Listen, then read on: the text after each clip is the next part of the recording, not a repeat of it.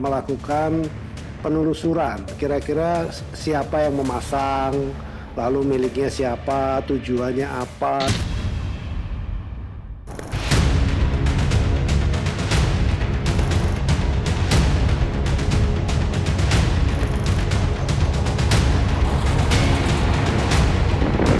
Lalu saya akan coba menaiki pagar laut ini. Oke. Ini adalah pagar laut misterius. Dapat saya pastikan adalah ini seperti hanya patok saja, karena betul-betul konturnya tidak akan kuat untuk menahan abrasi.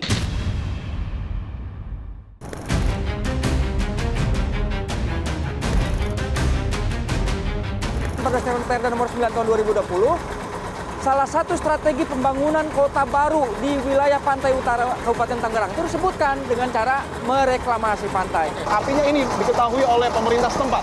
Ya, Truk-truk yang membawa bambu itu dari sini. Dari sini lewatnya. Oke, berapa truk kira-kira sekali jalan? 5 sampai 6.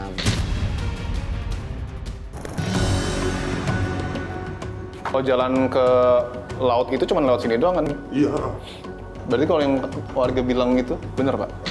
Kalau kita datangi yang di pemagaran sendiri kami datangi, akhirnya muncullah nama. Kami dapatkan nama. pagar laut itu jadi pada hancur tuh. Perahunya itu pada hancur. Tapi sekarang dapat ikan nggak nih? Ya, dapat juga dapat sedikit. Biasanya jualnya 500, sekarang 50.000, mana solarnya? Misteri pagar laut sepanjang 30,16 km terpampang di sepanjang pesisir pantai utara.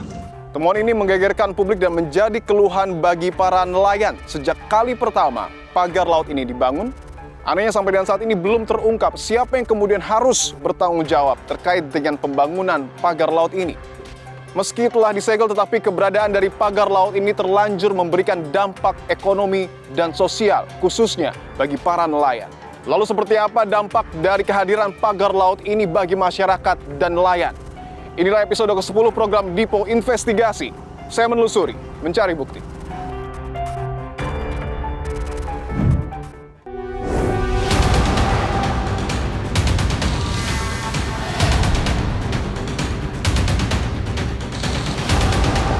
Lalu saya akan coba menaiki pagar laut ini. Oke.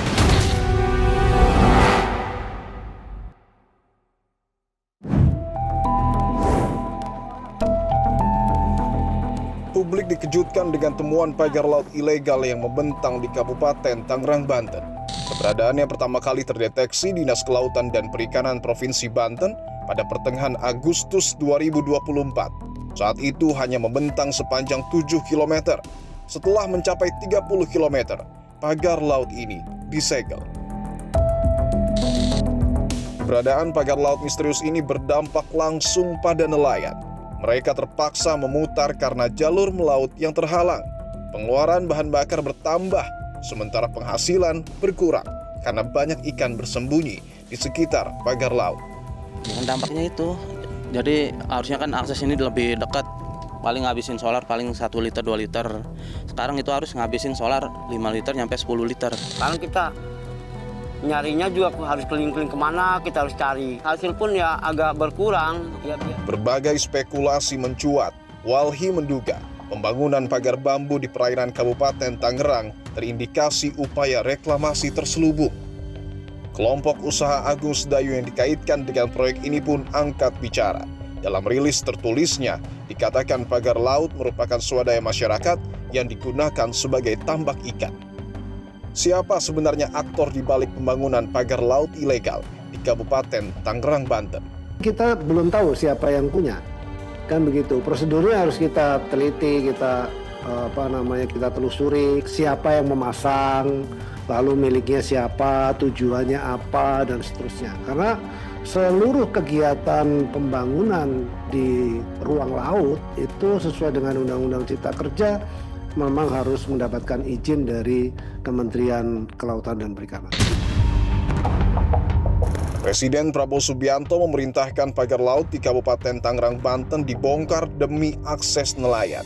Pembongkaran dilakukan TNI Angkatan Laut bersama masyarakat. Kami atas perintah Presiden Republik Indonesia melalui Panglima TNI dan Kepala Staf Angkatan untuk membuka pagar-pagar terutama yang berkaitan dengan akses keluar masuk nelayan. Kita mengerahkan kurang lebih 300 personil. Justru masyarakat yang begitu antusias sudah berkumpul dengan kita kurang lebih 600 untuk masyarakat.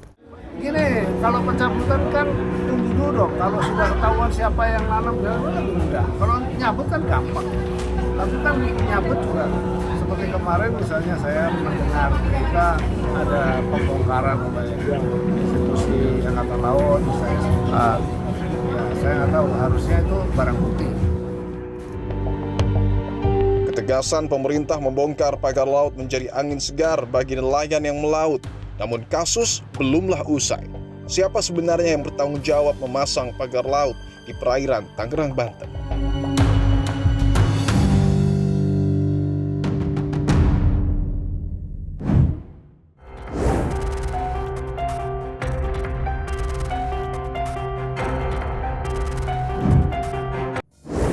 Saudara, diketahui pagar laut ini terbentang di 6 kecamatan. 3 desa di Kecamatan Kronjo, kemudian 3 desa di Kecamatan Kemiri, 4 desa di Kecamatan Mauk, 1 desa di Kecamatan Sukadiri, 3 desa di Kecamatan Paku Haji, dan 2 desa di Kecamatan Teluk Naga.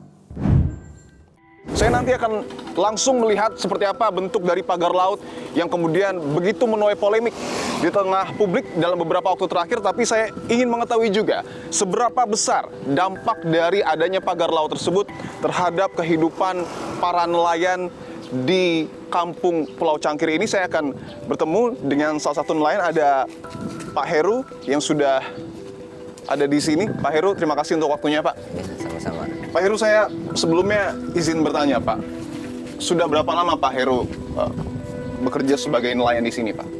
Saya sekitar 20 tahunan lah. Sudah 20 tahun. Setelah adanya pagar laut ini, dampaknya seperti apa sebenarnya, Pak? Kerugian saya, ya satu, kerusakan alat tangkap. Kerusakan alat tangkap? Ya, kedua, ya hilang, dan lain sebagainya. Hilang, oke. Sehingga merambah ke perahu karena nggak dipakai jadi rusak kan gitu. Oke. Nah, ketiga ya juga pendapatan itu ya tentunya berkurang. Pendapatan tentunya berkurang. Tapi sampai dengan saat ini masih berlayar untuk kemudian mencari ikan? Oh, saya udah off sekarang. Oh, sudah berhenti? Sudah berhenti. Karena ada pagar laut itu? Iya. Pak, saya boleh lihat Ya, terdampak. alat-alat Bapak yang rusak mungkin, Pak? Oh, itu ada tuh. Oke. Ini apa, Pak? Ini bubu rajungan. Oke. Ini salah satu Kepiting. contohnya ya, Pak ya? Ya, ini contohnya. Ini khusus buat kepiting. Tapi ini rusak saat ini?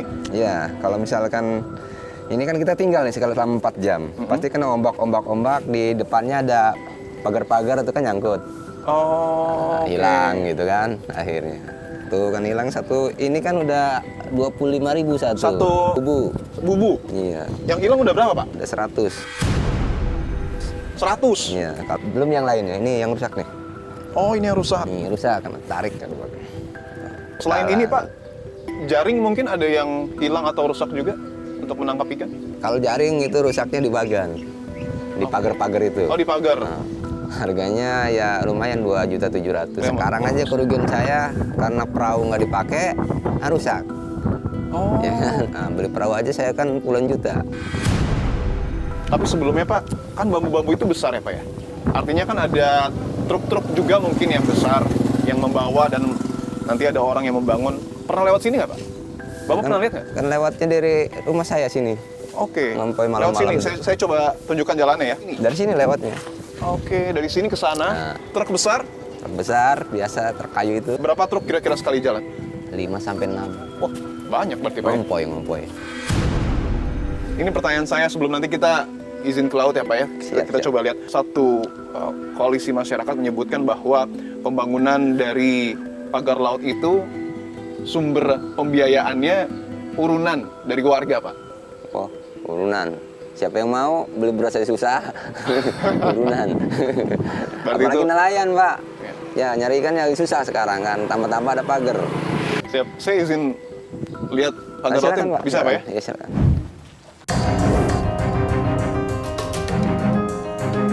Nanti kita lihat kapal yang di sana yang rusak. Siap. Wah, seru juga nih.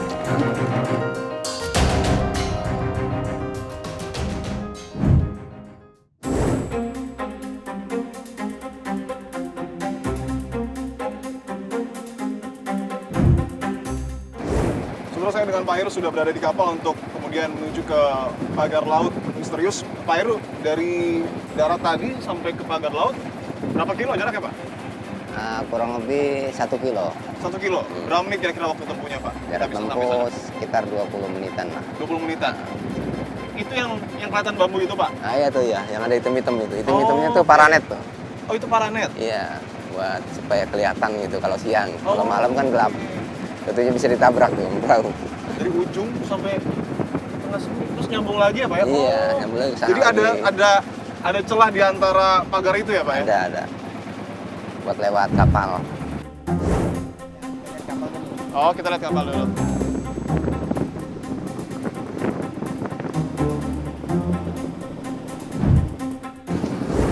Oke, ini pagar laut yang dalam tanda kutip sudah jadi karena dipakai paranet ya, Pak ya? Nah, itu atasnya tuh ada karung tuh, karung pasir gitu sama tanah itu. Oh, di atasnya itu buat biar makin ini ya, berat ya? Oke. Ini kan kedalaman itu semua batang bambu itu ada 6 meter gitu. 6 meter ya? Iya, nancep 1 meter, berarti di atas 5. Ini saudara, Seperti itu. Nah, ini seperti ini ya. Tuh. pagar laut yang Tuh, polanya seperti dalam tanda ini. kutip sudah jadi ya, karena sudah kokoh dan ditandai dengan paranet. Ini jelas sekali bentuknya ya. Berarti bentuknya itu tidak hanya lurus membentang lurus, Pak ya, tetapi berkelok-kelok juga ya, berkotak-kotak ya. Berkotak-kotak. Ini kalau naik gimana caranya, Pak? Susah ya? Susah. Ombaknya kenceng ya? Pak Heru, tadi kan kita sudah melintasi beberapa pagar laut ya, Pak ya? Ya. Artinya memang tidak membentang lurus dan tidak rata semua sebenarnya karena ada beberapa celah. Nah, ini mengganggu sekali pada saat Bapak masih berlayar berarti, Pak ya? Ya, sangat mengganggu karena ketika siang kita cari rute ya cari jalan dan malam itu kadang mencarinya susah. Akhirnya nabrak celah gitu apa pagar-pagar atau bambu yang ada di sekitar kita. Kalau malam kan nggak ada lampu atau apa gitu, Pak. Oke. Jadi gelap, apalagi Bahaya banget ya, Pak? pinggir-pinggirnya kan kasih paranet kan hitam. Iya, oh Itu makin nggak kelihatan ya? makin nggak kelihatan. Ini areal tangkap saya dengan teman-teman nelayan gitu. Nah sekarang ada pagar-pagarnya ya tutup. Iya, iya. Akhirnya. Berapa, Pak, kira-kira misalnya kalau misalnya Bapak tetap berlayar, solarnya ini harus nambah berapa kira-kira? Ya separohnya. Separohnya? Muter. Misalkan biasa kita ngisi solar misal 3 liter, 4 liter, Ya. sekarang nyampe 10. Oh, betul. Banget ya? Iya, muter ke sana dulu tuh kan, nyari lahanan, nyari pintu-pintu kan. Iya. Seharusnya bablas kan lurus itu. Iya. Belok lagi ke sini. Oke. Kalau dulu mah lurus aja udah nyampe, 5 Iya. menit paling.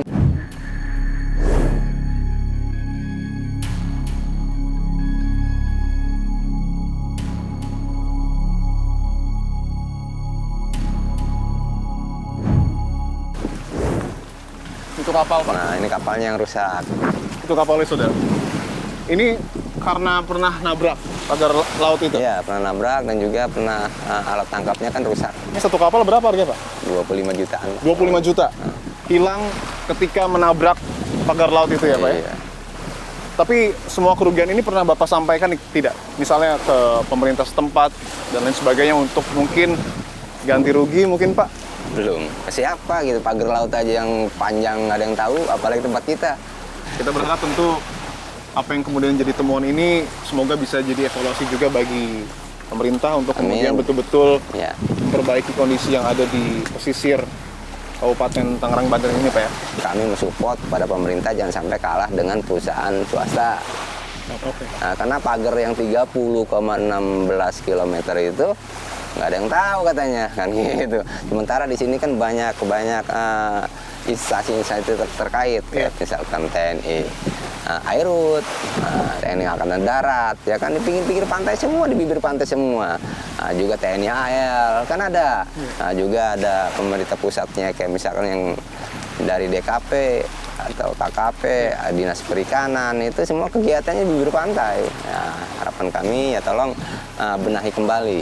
Terima kasih banyak Pak Heru, semoga keadaan semakin membaik. Pak. Amin, amin, amin. Nah.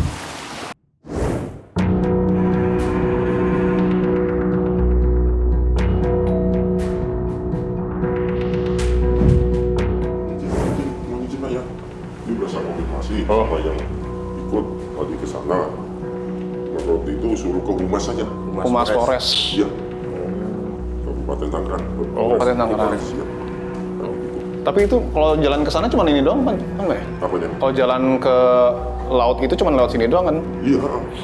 Berarti kalau yang warga bilang itu benar, Pak? Yang Saya kurang tahu nih. Tentang ambil gini salah.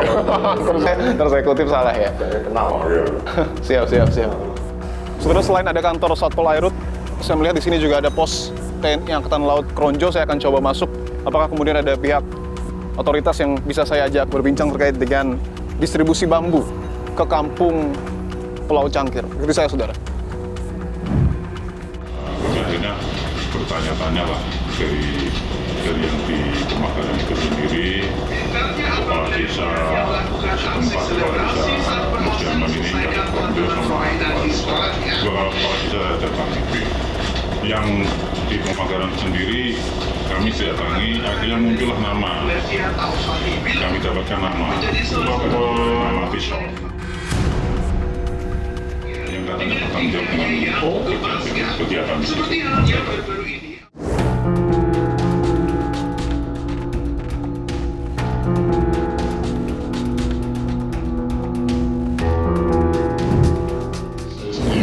Nggak tahu sebenarnya Bang, saya baru lihat kemarin. Tapi kalau naruh bambu itu Pak, atas pengetahuan desa nggak sih Pak? Itu dia, saya juga nggak tahu makanya gitu. Nggak, maksudnya izinnya gitu. Kalau masang oke lah di laut, tapi kalau naruh gitu? Nggak tahu saya berarti. Dia maksudnya ngirimnya kapan apa segala macam, naruh di mana.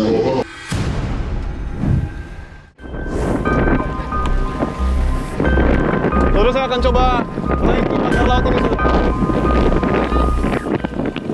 Ini aman ya?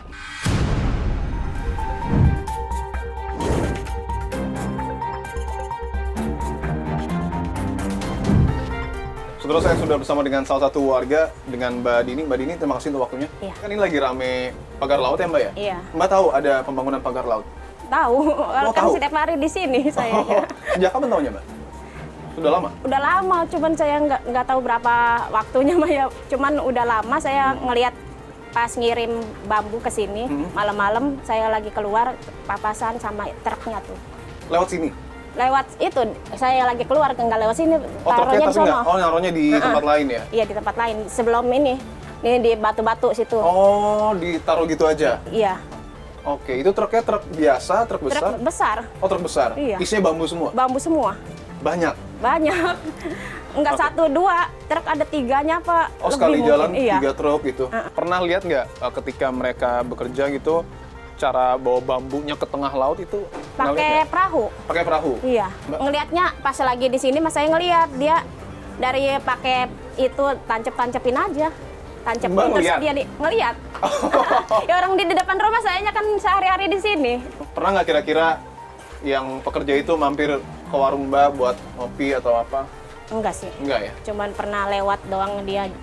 Ya warga sini tadinya mah khawatir, tadinya kenapa pengen gusur apa-apa gitu. Oh, khawatir tahu khawatir digusur. iya. Tapi pernah dengar kalau akan misalnya dibuat perumahan atau reklamasi? Kan tadinya mah udah lama tuh, katanya sebelah sini nih yang tambak nih, pengen diuruk, katanya ntar yang di dalam dipindahin ke situ.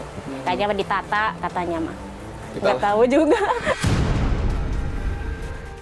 Mbak sendiri sebagai warga lokal harapannya ke depan gimana? Harapannya ya mudah-mudahan mah jangan sampai kegusur aja sih.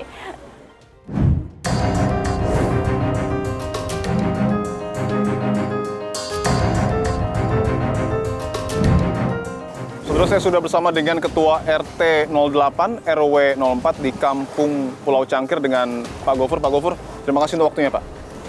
Pak Gofur, yang pertama ingin saya tanyakan soal dampak Pak. Setelah ramai terkait dengan pagar laut, kemudian juga bahkan ada wacana soal pengurukan di sejumlah titik di Pulau Cangkir, dampak sosial ekonominya ini terasa bagi warga setempat, Pak? Terasa, Pak.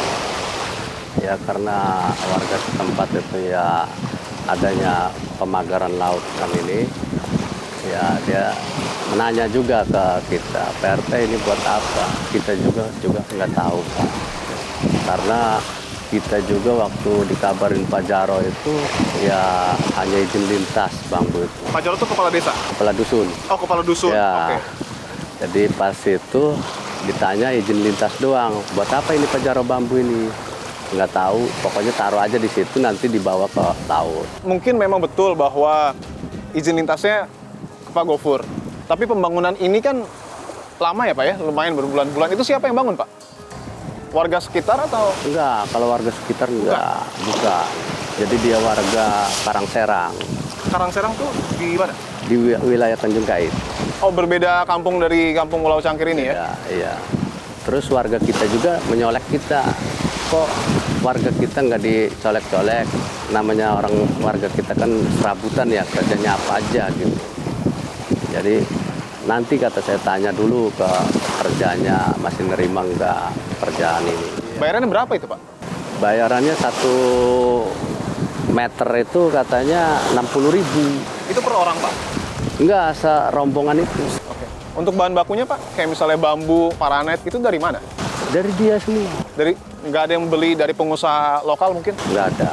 Ya, kita berharap dari semua polemik yang saat ini terjadi ya Pak, kita berharap bahwa segera selesai masalahnya agar warga setempat juga tidak dirugikan baik secara sosial maupun ekonomi. Terima kasih banyak Pak Gofur untuk jawaban Anda.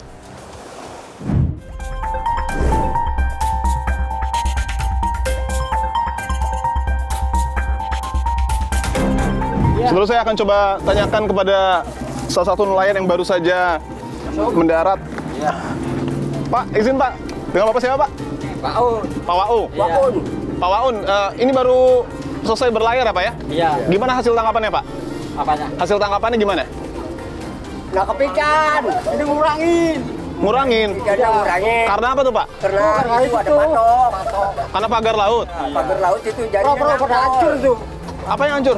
Perahunya itu pada hancur. Oh, perahunya hancur? Ini kan patok pada. Nabrak? Iya. Oke. Tapi sekarang dapat ikan nggak nih? Iya, dapat juga dapat sedikit. Berkurang berapa? Ya, kurang sekitar lah, gitu lah. Kurang banyak lah. Biasanya jualnya 500. Ya, 500 sekarang. Gopi ini 50. 50? Iya, 50.000. Mana solarnya? Ya, mana rokoknya mau makannya kok kekurangan, Pak.